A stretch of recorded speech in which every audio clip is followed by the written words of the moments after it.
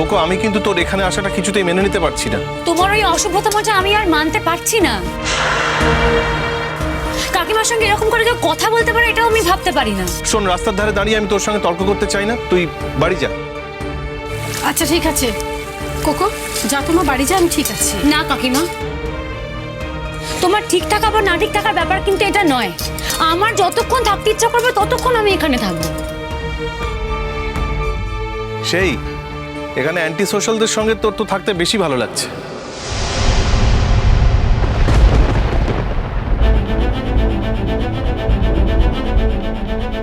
এই কথাটা কি আমাকে বলা হলো?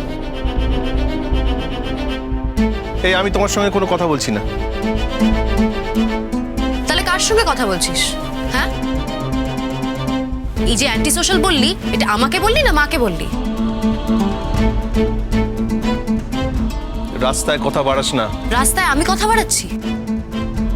তুই আমাদের একজন শুভাকাঙ্ক্ষীকে যা নয় তাই বলছিস, অ্যান্টি সোশ্যাল বলছিস। একজন যে মানে আমার মা এতটা ভালোবাসে তাকে, তাকে তুই অ্যান্টি সোশ্যাল বলছিস?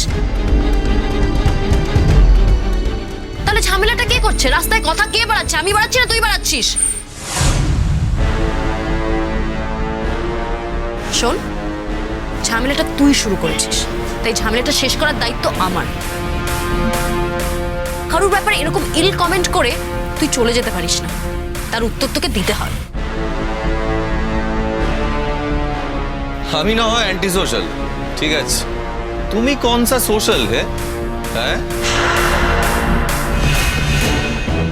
তোমার মায়ের শরীরটা এতটা খারাপ আর তুমি সেই খোঁজটা না নিয়ে তোমার ভাবি বউকে শাসন করছো এখানে দাঁড়িয়ে দাঁড়িয়ে।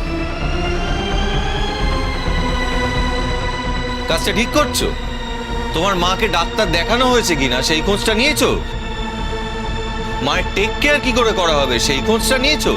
নাওনি। দাঁতটা আছে তো, তাই দাঁতের মর্ম বুঝতে পারছো না।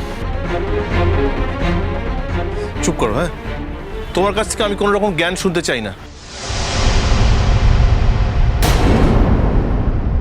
আমি তোমাকে কোনো জ্ঞান দিতেও চাই না। আমি অ্যান্টি সোশ্যাল, সেটা আমি মেনে নিয়েছি, ঠিক আছে। তুমি তো ভালো ছেলে, গুড বয়। তাহলে তুমি এখানে দাঁড়িয়ে যে এই কাজটা করছো সেটা ঠিক করছো? একটা ভালো ছেলে যেটা করে সেটা করছো তুমি। মায়ের সঙ্গে কথা বলার সময় না এতটুকু সম্মান দিয়ে কথা বললে শুনতে খুব ভালো লাগে, বুঝতে পেরেছো? তোমার মা আছেন বলে আজকে তুমি এখানে দাঁড়িয়ে আছো। মা না থাকলে সেটা হতো না। সেটা ভালো করে কানে ঢুকিয়ে নাও। এই জ্ঞান দিচ্ছ তুমি আমাকে? হ্যাঁ,